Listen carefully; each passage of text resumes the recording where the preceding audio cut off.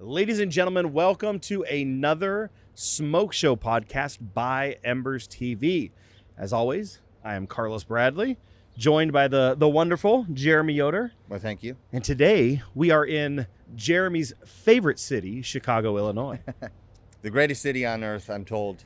I'm not sure if I believe that. And we're also joined by Joe Yim, who's got a really cool barbecue story, has worked at some cool places, and knows a heck of a lot about barbecue. He also has a YouTube channel, and most importantly to me, he's a good friend of mine. We met a few years ago at the Windy City Smokeout here in Chicago, and we just finished another Windy City Smokeout from 2023. And Joe was working there, probably working harder than anybody else. So what was the experience like for you at Windy City? And are you glad it's over? Are you sad that it's over and like your friends are leaving? What's it like for you? All his friends are leaving. All of the above. You know, I think Windy City is great. Just you get, well, for example, like guys at Hoodoo, I only get to see them when they come to Windy City. So I've only really met them 3 times, but glad it's over. It was 4 days of just cooking barbecue for 14 hours a day out in the sun. But yeah, it's always bittersweet when it's over because everyone has to go home. You know, This is a brutal festival. Like most of these types of festivals, it's like a 2-day experience. Right. Mm-hmm. And this is 4 days of kind of chaos. Yeah, I think that's the reason why like people bring a big team in, because they know they can't work the entire time. Yeah, But- we do have noise interruptions. We will have a lot of sounds. Like I said, since we are in Jeremy's favorite city, we will probably hear some sirens. We may hear some people yelling on the street. It's true. Yeah, we'll hear some horns, and we're right by an elevated train, so it's Yeah. going to be fun. It's kind of an ideal situation, actually. It's the best We're right in the heart situation of for a Chicago. podcast. This is the Chicago podcast. This is what Yeah, it is. I like the Chicago podcast. I feel like we should be eating some like legit Chicago food. Rib While we're- tips. Rib tips. Yeah, it's a Chicago thing, yeah? It is, yeah. What about like Southside a Chicago. hot dog, like a Chicago dog? Isn't that a thing? I will eat a hot dog every day. It's one of my favorite things to eat, man. Yeah. It's great. What makes a Chicago hot dog a Chicago hot dog? Well, there's actually 2 different types. So there's Ooh. one that's kind of like, you know, what everyone sees, where it's like dressed with everything, where it's got the tomatoes, onions, mustard, the neon green relish, the pickle, the celery salt, steam bun, and sports peppers on top. But the other one that's a little bit less familiar is kind of like same ingredients, but way less. So it's still steam bun, same hot dog, but it's just onions, relish that's not neon green, mustard, and sport peppers. So it still works, you know. Did you say sport peppers? Sport peppers, yeah, the really What's small that? ones. The really small peppers on top of the hot dogs. Yeah. I'm unfamiliar. Is that the Yeah. official name, a sports pepper? That's all I've always called it. So Interesting. yeah. Huh. Now, like, if you're looking, is it different than a banana pepper? Is it a... Yeah, I mean, it's like literally, it's just you put 2 or 3 of them on a hot dog. They're that small. They're just like a topping on there. Yeah. Yeah. Maybe Is tonight, after dinner, like our late night snack, Joe can take us out for a real Chicago dog. Let's do it. I'm down. I like this. Yeah, I like this too. Interestingly enough, not this year, but last year at Windy City, all the pitmasters, they weren't going around like trying to eat more smoked meat, but they were requesting hot dogs. Hot dogs and Italian beef. Those are the 2 things everyone's looking to get when they're here. Yeah.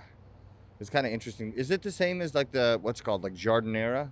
No, that's a different thing. That's a So completely different thing. that goes on top of all like the hot dogs and like Italian subs and stuff like that. That like all the Italian delis there in Chicago, they'll usually have that as well. So I didn't know that jardinera is a very Chicago thing, because when I moved to Texas, I was like, "Do you guys have jardinera? Like, what's that?" And I was like, "Oh, interesting." So where all have you lived, Mr. Joe Yim? Honestly, I've only been in Chicago. Well, I live in like the suburbs of Chicago, and the only time What's I've your home actually- address, Joe? It is 555. And social? Yeah. Let the people know. But I only lived here most of my life. I've been in here, like Chicago. I went to school in UIC, which is like right in the heart of Chicago. But all my teaching that I've done has been up in the suburbs where I grew up.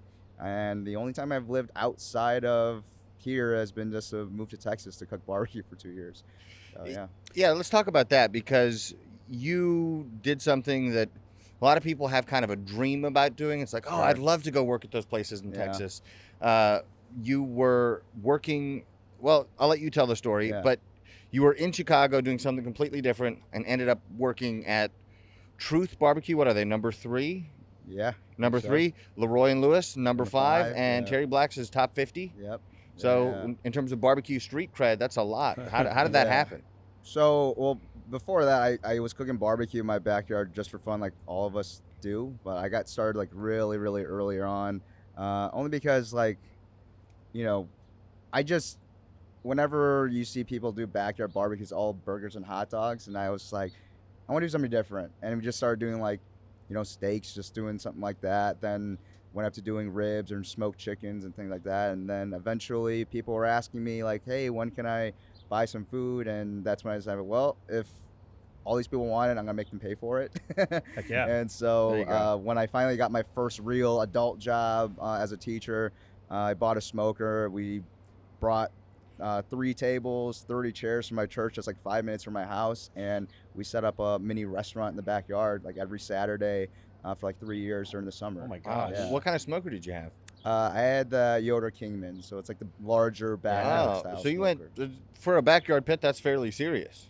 Yeah, but I was cooking on a Brinkman for like 8 years, and Wow. I used to, because I didn't understand how a smoker should be built. So during the winter times, I would still cook on it, but we would cover it with water cooler blankets just so to hopefully retain some of that heat. But the like the one screw that holds the firebox together to the cooking chamber, I had to tighten every single time I started cooking, because if I didn't, it would just fall off. So Oh my gosh. I feel like I learned a lot about how to cook, like when I was doing that, because Yeah. it's not supposed to do what we actually want it to do. Gotcha. Yeah. And how did you get bitten by the barbecue bug to uproot yourself, Yeah. go to Austin? So, well, just in the beginning is, growing up, we have a pretty like close family. So during the summers, we would all come together in our backyard and do like just grill stuff, Korean barbecue during the summers. And everyone in our families, they're pretty good cooks, and I just wanted to bring something different that none of them did. And Korean barbecue is a lot of marinating, and it's Yeah. hot and fast, and Texas is salt and pepper, low and slow. So I just kind of went the opposite direction. It wasn't because I was like, I'm sick of Korean barbecue. It's just like I want to do something they're not doing, and I was doing that for, I don't know, about 10 years, until I decided that I paid off my student loans. People are asking me if I'm going to open my own place, but I decided if I'm going to do that, like I need to go to Texas and learn for real. Yeah. But I think that decision was only made because I went to Texas twice before I made that decision, and it wasn't necessarily the food that made me move. Like the food is great. The very first bite that we took, we were like, my parents looked at me and they're like, "Your food needs to be better." I'm like, "I know," it's just without a doubt. But it was really because every single place that we went to, we asked for a pit tour. And now, as I know it, as I've given many, a lot of guys, like, that's our job, right? It's Yeah. our job to show them whatever's in the smoker. But if you are genuinely interested and ask a question that excites us as pit guys, like, we're willing to talk forever. And there's no secrets, then they want to share information just Yeah. as long as they know what we're talking about. And so I got to meet 3 really great people during that time, stayed connected with them with Instagram, and I got closer and closer to them through that. And I was like, well, I really want to go because I want to be able to not necessarily just eat the food, but I want to cook with people like that. Yeah. And so sent an email out to a bunch of places, and it was a really, really embarrassing email to write when I was writing, because I'm like, "Hi, I'm a high school teacher in Chicago. I cook barbecue in my backyard. Here are some pictures," to like Terry Black's and Franklin and La Barbecue. I'm like, this is embarrassing. But it's like, but then I also added, like, hey, I actually already told my boss that I was leaving at the end of the year. Yeah. And I told him, like, I'm moving to Texas. If you guys have anything for me, I would love to just work at a spot. And my plan was, I'm going to wash dishes for 3 months, and every day that my shift is over, I'm going to stand by the smokers so they know that, like, I really want to learn. But I was fortunate enough where they threw me in the overnight shift right away, and It's awesome. that's it. So in those initial emails that you wrote, yeah. who all did you just like everyone in the top 50? Like, were there specific people that you emailed? Yeah, so initially it was La Barbecue, Louis Miller, and Franklin. Franklin literally had their fire like a week before that happened. I was like, should I even send this email? I'm gonna be like, I know your restaurant burned down, but can I come work with you? And then the other, Loud Barbecue was really busy at that time, so we couldn't do that. And I was playing like email tag back and forth with the owners at Louis Miller, so it didn't really happen. But was anyone an asshole and not respond? no, everyone responded, Wow. which is great. I like But I think at that time, like, there weren't as many barbecue restaurants as there are now. Like the last couple of years, it's boomed, so it seemed a little bit more concentrated. Yeah. And I only knew a handful of places. And to be honest with you, before I emailed Terry Black's, I never even knew that Terry Black's existed.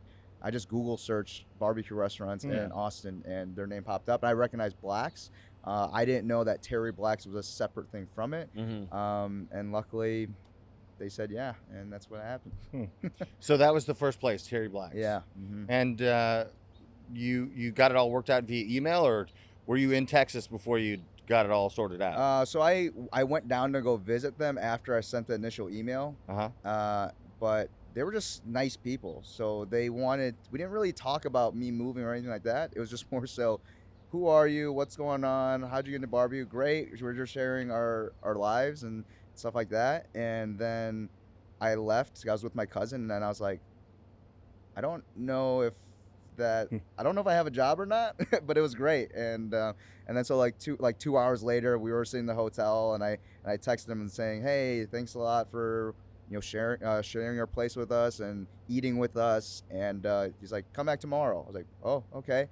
And then sat down in the office, and he was just kind of like, so this is what we do, this is where we need help, this is what we're trying to do. And I was like, is this a job interview? I don't really know. And so like after he was talking for like 15 minutes, like, I'm sorry, are you offering me a job? I don't really know what's happening. What is going on? Yeah. And then he's like, well, yeah, if you want to, like, we can do something for him. I was like, yeah, absolutely. But even after that, I went home, and 2 weeks later, I texted them again. I'm like, hey, we haven't talked in a while. I just want to see what your thoughts are. I was like, oh, yeah, we can get it figured out. So I think it was kind of like a weird thing where we weren't sure if either side was completely serious or not. Like, I didn't know if they were for sure. I don't know if they were like, is he actually moving?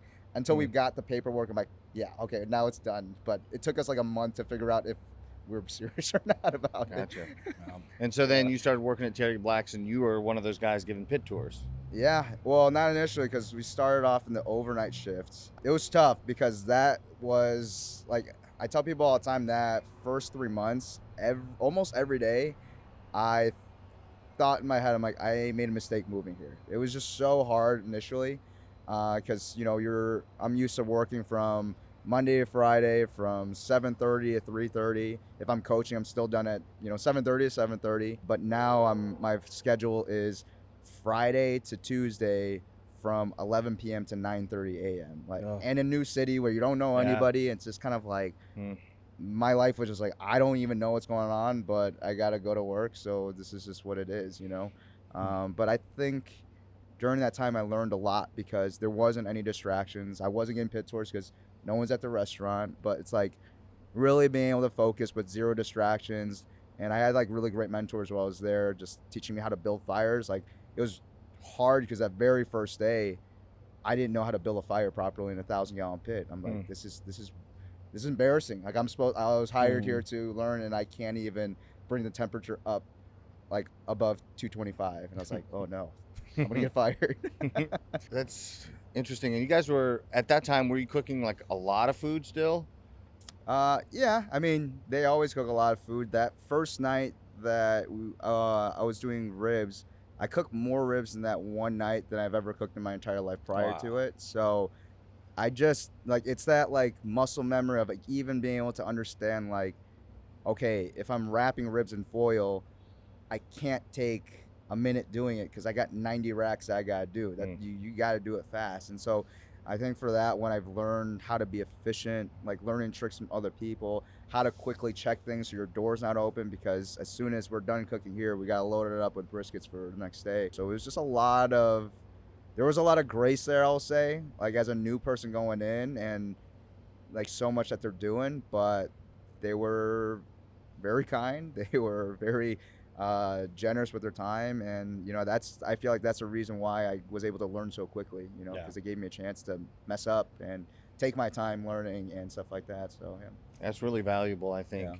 And what were your responsibilities during that overnight shift? Was it just you're doing a rib cook, or are you putting briskets on for the next day? What did you do? It depends. Like, it's usually usually be a team of 2 to 3 people, and usually we'll put on probably 90 racks of ribs. It'll be 30 on 3 pits. One is going to be filled with beef ribs, so we'll usually have 40 to 44 beef ribs on one. Wow. And then another one will be briskets. Either we'll start it or we'll finish it. And then once a pit clears up, then we got to do a pit of turkey. And if we're behind on sausage, we have to find a pit that we can cook a bunch of sausage for that day. So it's, I would say those guys that work the overnight shifts, at least in that spot, I would say probably are the more knowledgeable cooks, because their hands are kind of on everything. It's different now because I know I went back to Terry Black's 2 months ago, and I just worked a day shift, and we were still cooking some ribs. We had to do some sausage because now it's just anytime anything opens up, we got to fill it up with whatever we need. So that's kind of wild to see how it's changed. Wow. Are there more pits now that they're cooking on than from when you were there? No, but that's why they opened up they have 3 locations. They have their Austin one, which is kind of like their main one, Dallas, and then now they have their one in Lockhart. So that has a bigger pit room. I think they have 6 pits there, and then so they cook some. They're not open every day, so they'll cook extra to bring to the Austin location just because they need more. Yeah. Crazy enough, but yeah. That's insane. And so just being able to see that, and it was never a panic thing. It was always a thing where we were like, okay, this is just the number that we have to hit, and just kind of have to figure out how to make it work. How long were you there, and then what got you? Was it after that you went to Houston? Yeah, so I was there for about 11 months, and the original plan was for me to move to the Dallas location because they were under construction. And so I was one of the main pit guys, but they also wanted me to take some like manager roles. But the one thing, they wanted me to start like setting schedules and stuff like that, and also just kind of putting people in certain roles. But I also told them, like, I don't know if I feel comfortable doing that yet, because like I'm one of the newest guys, and I don't feel comfortable coming in and telling people what they should do and how they should do it when I don't know how to do it. So I told them, like, I don't want to do that yet. And I told them, like, give me 3 weeks, and for these next 3 weeks, I want to work every role in the restaurant. So during that time, I did a lot more cutting during that time, then also did busting the tables, worked like the line, did the trim room and sausage room, because like I don't ever want to be able to tell someone like this is how you're supposed to do it when I've never done it. What was the hardest job? There are some cutters that did double shifts sometimes, and so they were literally talking to customers and cutting meat from 11 o'clock in the morning to sometimes 10 o'clock at night. Wow. Like they'll have the breaks, but it is still like a regular shift like any of us would work if we're in the pit room doing that, and it is a lot. When I do an event and I like cut through 2 briskets, I'm like, I'm done. Yeah. I'm over it. Yeah, it's like answering the same question over and over again, and it's a lot, and that's why I feel like cutters are really, really important when you're doing that type of barbecue. Yeah, we talked a little bit about that. Yeah, I agree with that. I feel like the person on the block doing the cutting, like, almost has to be the most skilled, because if you do it properly, you can take a pretty good cook and make it seem great, Sure. or you can take a great cook and make it seem terrible Yeah. if you don't really know what you're doing. And then one thing I now appreciate is going to barbecue places, and you can tell when somebody is doing that at a really high level. They'll like make eye contact with the customer, and there'll be something on the board that they're not Right. happy with, and they'll like gently slide it out of the way, talking to them, asking them a question, Yeah. and grab a thing that they do like. And it's like, absolutely. And you told me a trick. I don't know if you want to share it, but I'll share. okay, but a way to make sure that Sure. you're only serving food that you're proud of. And Yeah. I think this is brilliant. Yeah, I think the more you cut for people, is you have to find ways to where, like, if you look like on the block, like, oh, this is not as good as I wanted to be, then they'll know too, right? Sure, And so the one thing that I used to tell like my cutters when I was training, I was like, if you're like, it might not even necessarily be bad. It's just been sitting on the block for too long, so it's just not as hot as we want it to be. And so I'll tell them, like, regardless if that person is a returning customer or new, the only question you have to ask them is like, oh, is this your first time here? Because if you ask them, either there's two responses. Either one, they're like, no, this is one of my favorite places. I come here all the time. I probably brought my friends with me. Or they'll be like, no, this is my first time. I just heard a lot about it. Want to check it out.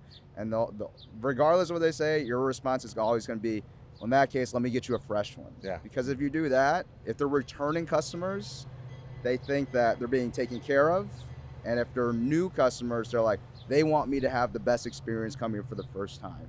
You know, like that is stuff where it's like, you see cutters, I'll go to all the places and cutters look upset or they're like mad and they're just like throwing like a quarter of a brisket in the warmer because it's a lot to do and it is frustrating sometimes. But you kind of have to show face and just be like, you know, it's fine, it's gonna be good. Let me get you something good and you're gonna be happy with it, you know.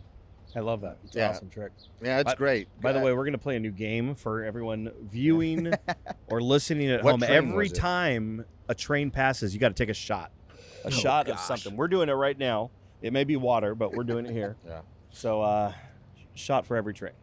Yeah, I think it's such a good way to handle that situation because, I mean, it kind of almost seems disingenuous, but you are wanting them to know that you want to serve them good food, and you're making sure that you do. Right. And so you're really delivering on what they think you're delivering on. It's giving them what they want without having to apologize to the customer, right? And you don't really, in that situation, like, there is no apology needed because it's like, oh no, I'm really making sure that you are getting the best. Exactly. You know? Because there's other uses for it, whether it's going to be chopped or I can bring out later when it's warmed up. It's just not the best right now. At that moment, That's it. Yeah. You know. So you worked at Terry Black's for how long? About 11 months or so. About 11 months. Yeah. And then you went to Houston. How did that come Correct. about? So I went to Truth for the very first time, like earlier on when I moved, and I just kept remembering how good it was. Yeah. Like at that time I was like, whoa, like this is, and I went with my bosses at Terry Black's too, and the entire way back we were just talking about like, yeah, like we like this and that's about the brisket. I like this and the color of the ribs. Like, what can we do to change it? Like, the sausage is perfect. Blah blah. We were just talking about everything. We were just nerding out as we were driving back for like an hour and a half. And then I got wind of them opening up a larger location in Houston, and you know, I was like, ah man, like, because again, the plan originally was for me to move to Dallas at the end of the year, but you know, restaurant openings, they just take way longer than everyone expects. And you know, at that time, I kind of thought like the amount of time that I want to spend in Texas is probably 2 to 3 years, and I don't want all my experience to be just one place. Sure. And so when I thought about that, I was kind of like, well, I don't want to wait another year being in Austin at the same spot to have my third year be the same thing at a different place. Yeah.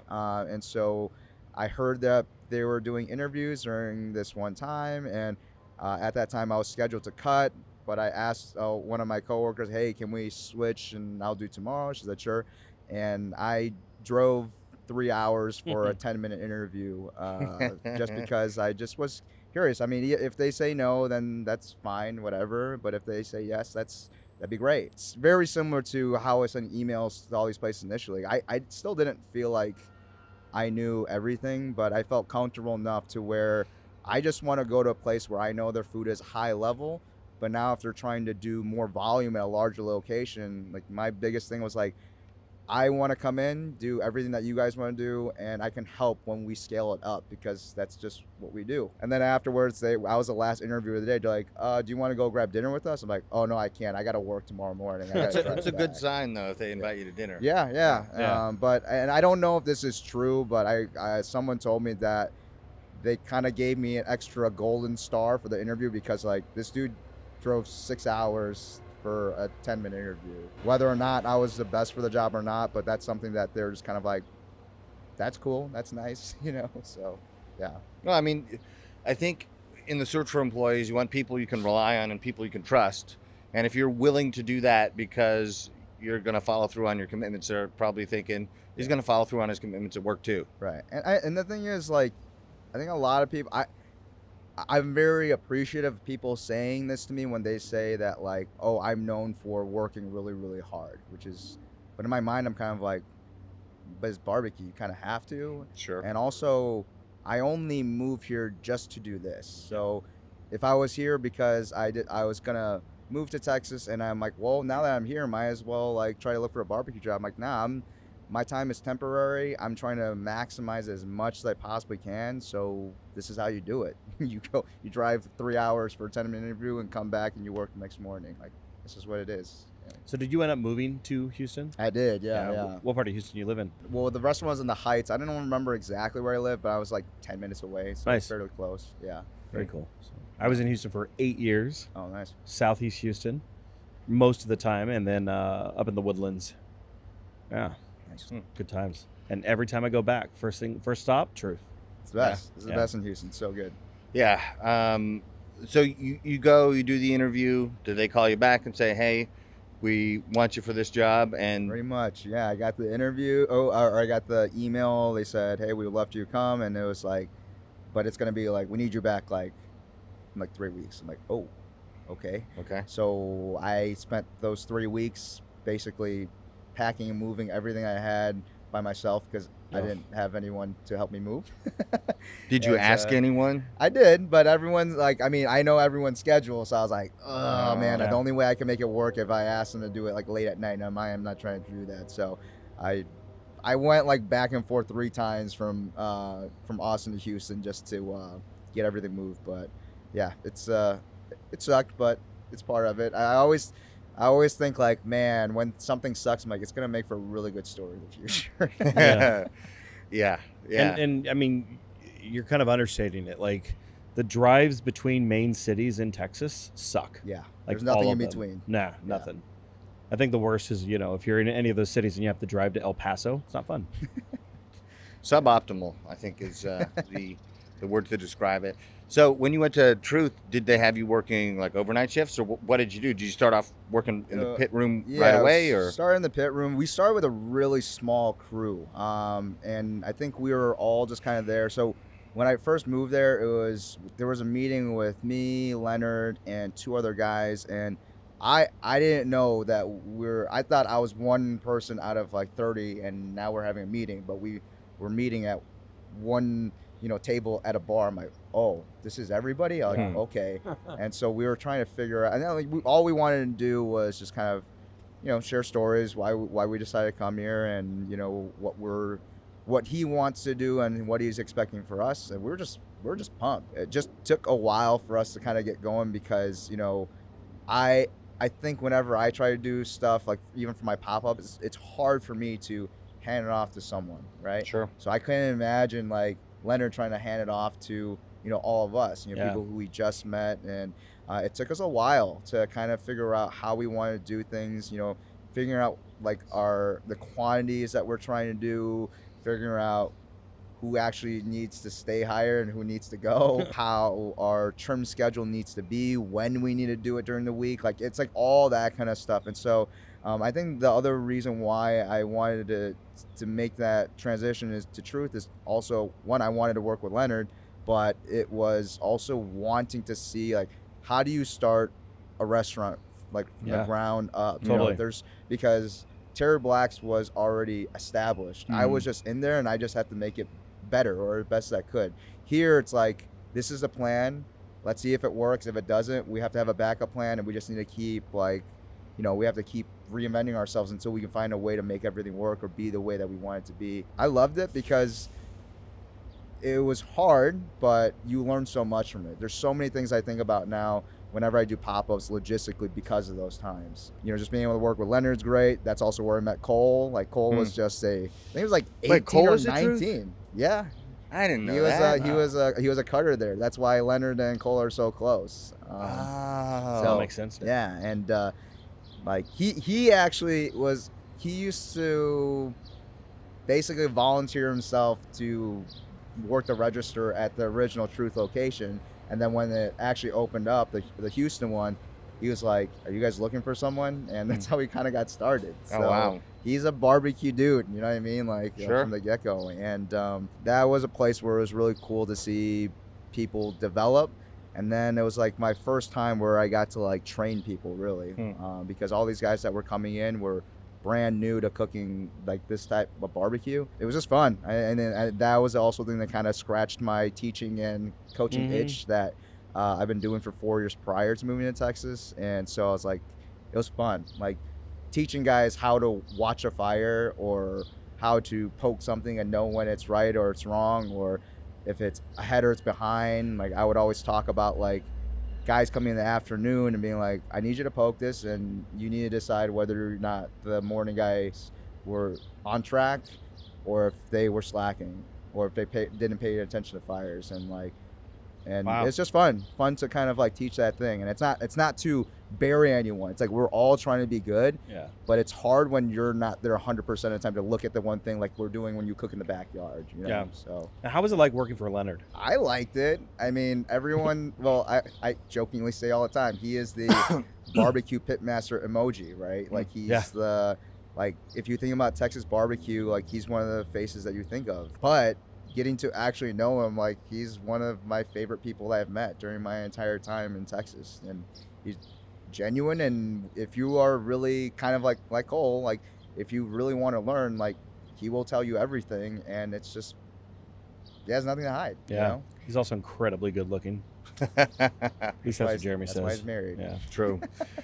The barbecue nerd in me wants to know, like, what was the difference kind of in cooking philosophy or style between Terry Black's and Truth? I mean, there's going to be a lot of overlap, but what did you notice? I guess whatever you can talk about. That's what I was going to say. Like, there is so much overlap, right? I was expecting to go in and have it be so different, but it's really not. I just think that at Truth, it's a smaller restaurant, so you have an opportunity for your hands to be on more parts of the process, which is nice. I mean, there's like small things like at this place, if you spritz, do I still have to spritz here? No.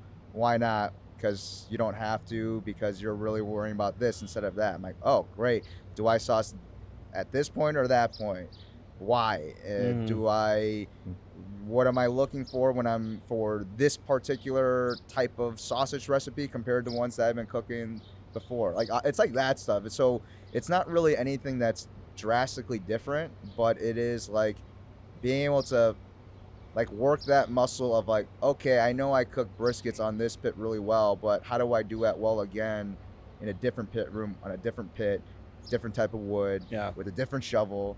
Like it's like that stuff, you know. And I think that's why it's, you know, a lot of guys when they're in one place and they go to like a barbecue festival and they're having to work on a smoker that they've never used before, like that muscle has to be really strong in order for you to be like, let me watch this fire for like 2 or 3 hours to figure out how I need to start it tomorrow based off of what we've seen today, you know, that kind of stuff. And you didn't finish your barbecue restaurant career at Truth. No. You then made another transition. Correct. So how did that happen? Well, so afterwards I moved back to Austin. At this point I had decided that I'm probably going to move back home at the end of the year.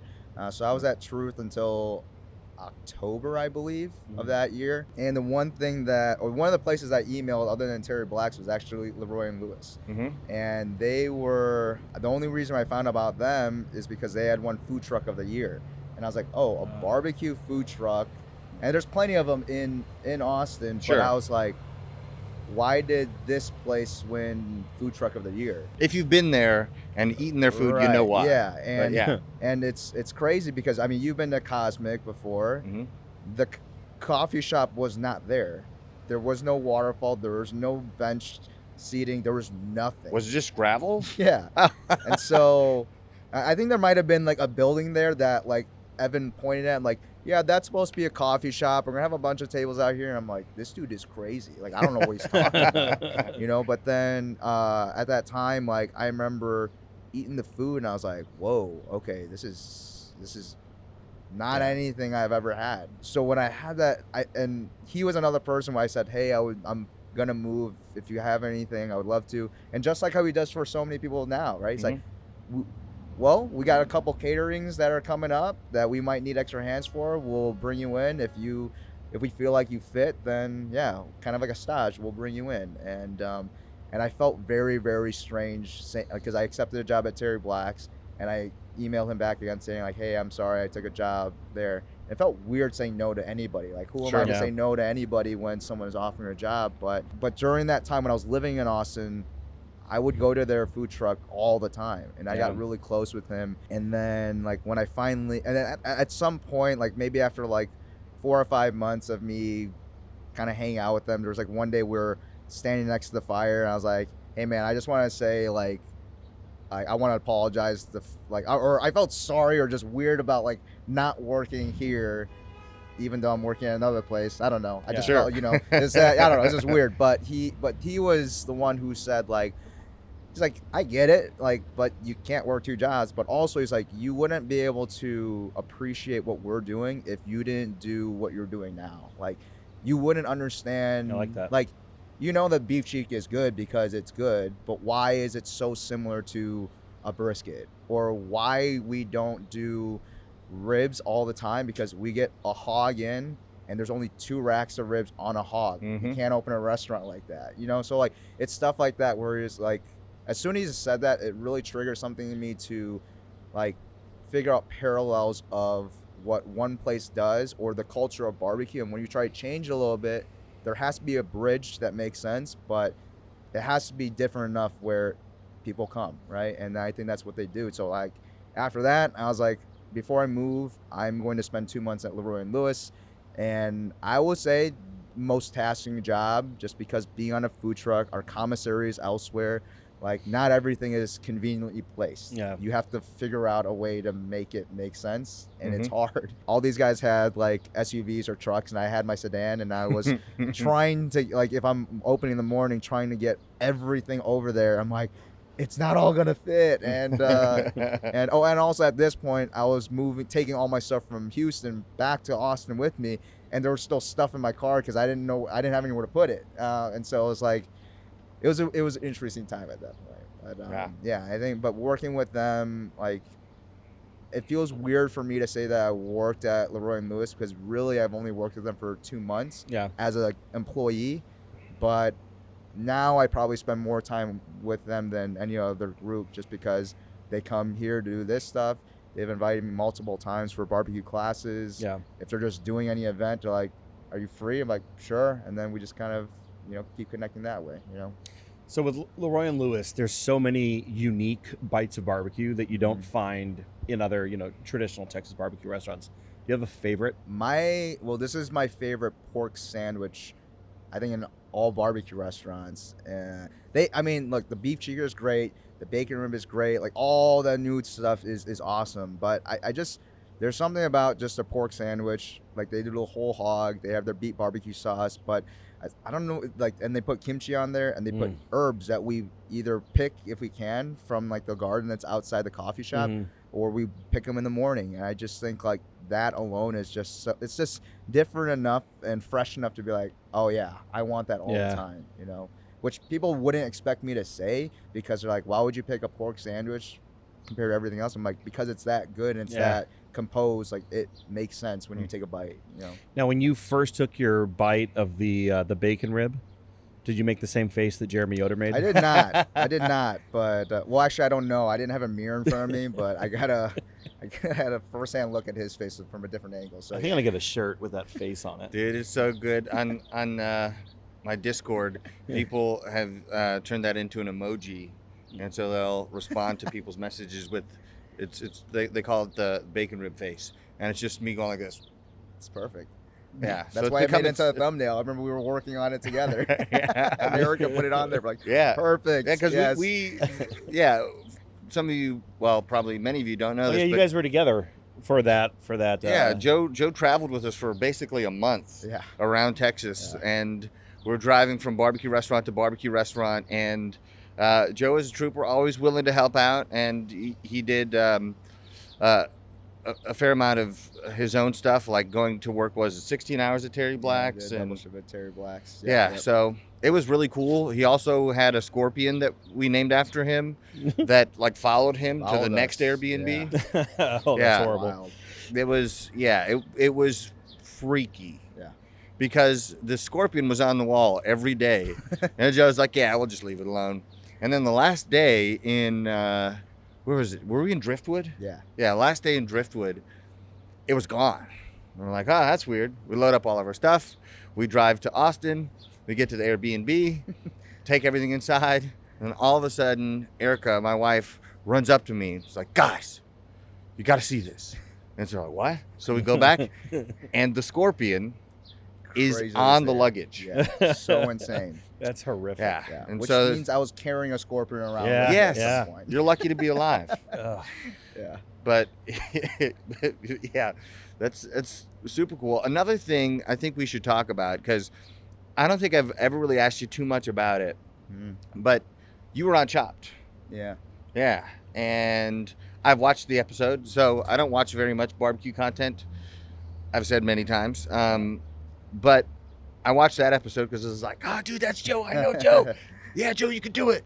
What was your experience like doing that? Would you recommend it? Was it fun? It was fun. I actually enjoyed it. It was well, the thing is, like, because initially it was, they called me because, like, we're gonna do a barbecue show and we would love for you to compete, and I'm like, cool. And then they said, but it's Chopped. I'm like, well, how long do I have time to cook? Is this like an extended Chopped episode?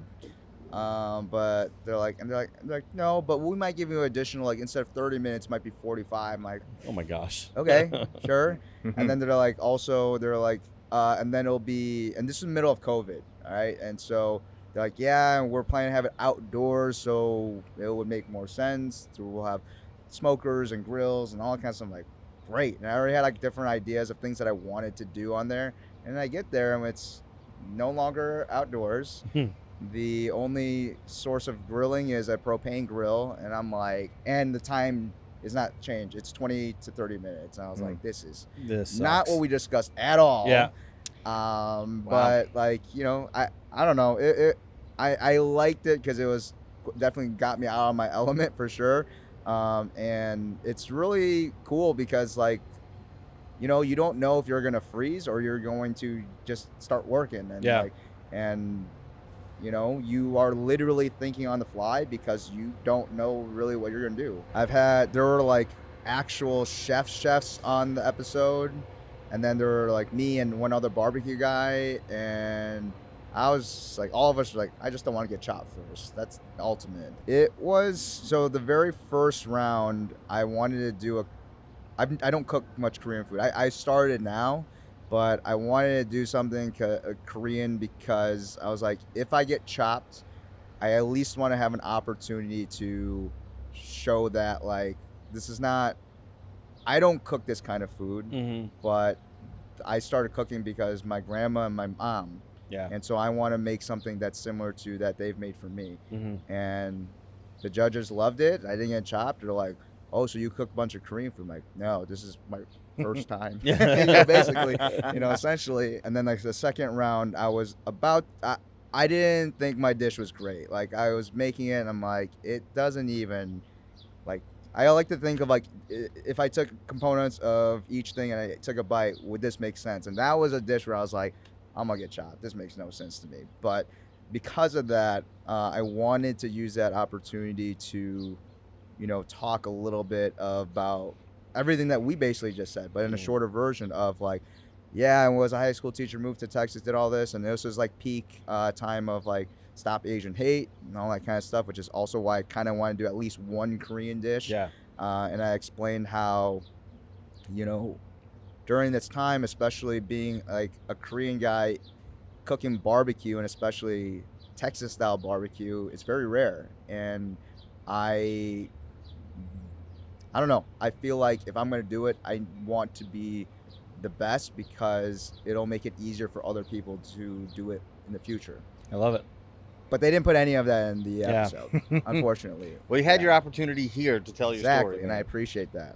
Joe Yeah. told me some of that story last night while we Yeah. were pounding down some drinks Yeah. at the Oh, bar. nice. Yeah, but but that was a really particularly difficult time because that's when I already moved back home. I had that 1,000-gallon pit that everyone was pumped, and they're telling me, like, oh shoot, you're gonna open a restaurant now, and I'm like, I guess. I don't know. I don't know. So what was I'm that supposed to pit do. just in your backyard? No, it wasn't behind a brewery of a friend of I mine. was gonna say your parents were probably really happy about that. No, they would definitely not be happy about that. But it was hard because I didn't know what I wanted. All I knew to do was to follow what I thought people would want. But I really quickly realized that I was burnt out from barbecue from doing everything that I told you guys about. It was just a lot, and I didn't realize it until I started cooking barbecue again. And I was telling Carlos yesterday, like even like the creaking sound of opening the pit door or the shovel hitting the ground, like those noises gave me anxiety, and I was like, I couldn't do it. And so that's why I went back to teaching and coaching for a bit. And during that time went on Chopped, and I was iffy about that because I was trying to hide, and now I'm putting on one of the biggest platforms I've ever been on. Really, for me, the reason why I chose to do that is both my parents and my sister are like, well, one, like they're asking you to come, and it's because you've obviously done something that's of worth to them, and you should. And then also at the same time, like growing up in like Korean churches, like a lot of people are telling my mom, like, why'd you let your kid do that? Like, quit their job to do this. And so I really wanted to be basically like an FU to all those people who were saying stuff to my parents or behind my parents' back. Be like, To all the haters. no. Yeah, it's just want to be like, and those are the same people when they see you, like, I knew you were gonna make it too.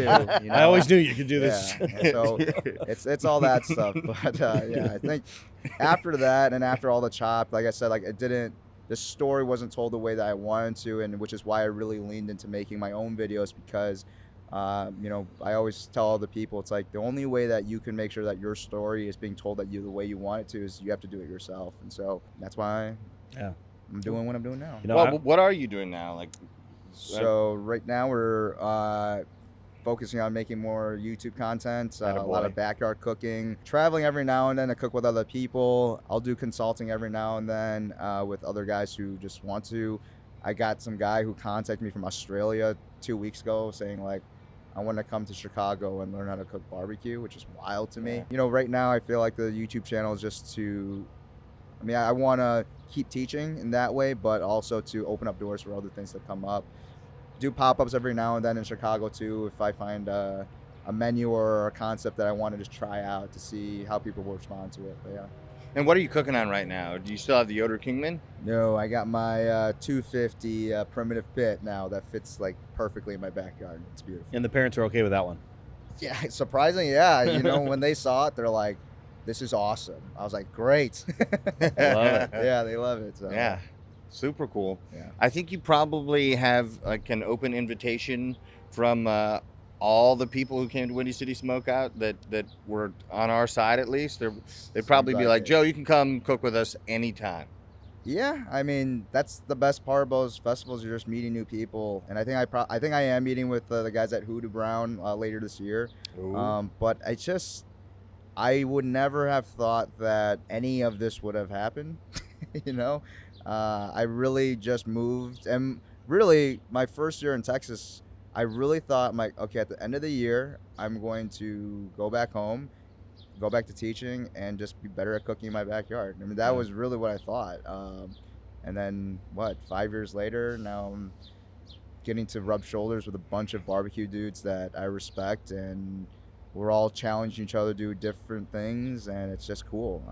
And I mean, I think initially I moved to Texas because of the people, and now I feel like I know even more people, which is the best part of it. Well, and I think so many of these awesome things have happened for you because like you're a legit awesome and good guy. You know, Agreed. someone earlier today was describing you as like maybe the most loved guy in barbecue. I hope that's cool. I hope that's true. Yeah. Yeah. And I just know that my opportunity, it was very, I don't know, it's strange. You know, everything just kind of lined up, and I think I've always wanted to, and this was not that anyone was saying anything, it was just something that I wanted for myself, is I think of things, and like Carlos, you and I were talking about, I live in sports analogies, right? So I wanted to feel like if I'm getting drafted by this team or this barbecue restaurant, I want to make sure that they feel like they're getting their money's worth. Like Yeah. I'm giving them more than they asked for, and that I'm gonna make everyone around me better, not because of like what I can do, but it's just how you treat people. You know, when you treat people right, they're just more willing. You know, Yeah. and it's not like you're trying to take advantage of like trying to be nice so they'll do more stuff for you. Like, no, like I genuinely want to like make sure like you know what you're doing. I want to give you all the information I can, because I also felt like if I left and it for whatever reason, not that I'm that important, but if it wasn't as good after I left, then I did something wrong. I didn't really help the person next to me get better, and I never wanted that to be something that like was hanging over my head or I saw like after I left. You know? Yeah. So I think I've discovered what the first Embers TV feature film is going to be. It's going to be the Joe Yim story. I like it. Joe Yim will be played by Steph Curry. Okay.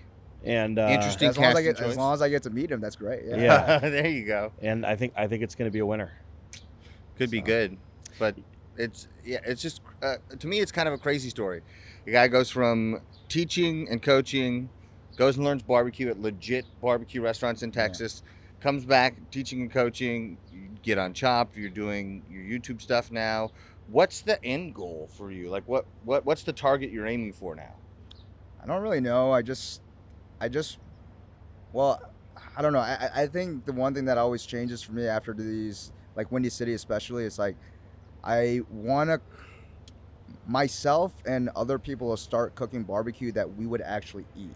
Like we're so good at cooking the stuff that we know our customers would like, but I feel like the next evolution is now reinventing it, not getting rid of the old. It's addition to is have stuff that like when we actually sit down and eat it, we can eat all of it and feel great. Yeah. And you know, I think there are a couple people who are working on that and have kind of started that, and I think that really only comes from us like taking components of barbecue and really stretching it to its as far as we possibly can, you know. Yeah, cool. I love it. Well, I hate to be the one to share this bad news, but I believe it is time to wrap up this podcast. We'll do a part 2 in the future once I actually know what I'm doing. Deal. Actually, yeah. No, I can't wait to have you back. This was a really awesome conversation. I've enjoyed hearing your story, and I can't wait to make the film. Yeah, Joe Yim, Joseph R. Yim, a true underdog story. Ooh, can't you see it? Kind of like a Rudy poster. Oh god. Where it's like Joe, like the trailer, Joe running slowly across the screen. Yeah, it'd be From good. one pit to the next. I'm in. We're making it. We'll do it live. And then one other thing I should say is we're here in town because of Windy City Smokeout. If you guys ever get the opportunity and you love barbecue, you need to go. Yeah. I mean, I've had multiple people at this festival say, "Oh, I do these festivals every year, but Windy City's the best." I mean, I don't say it's universal, but it's widely believed to be the best. So if you can, you should definitely check it out. Incredible festival. People like Joe are here cooking, so it's worth it. If people invite me to other festivals, I'll be there too. But definitely love the fact that everyone comes to where I am. Yeah, it's a lot easier. Yeah. Totally. Well, it's been a pleasure, Joe. Thank you. Thank you so much, man. Absolutely. And thank you all for tuning in today, whether you were listening, whether you were watching this podcast episode. If you are not already a subscriber to Embers TV, please go to www.embers.tv and subscribe, and we will see you soon.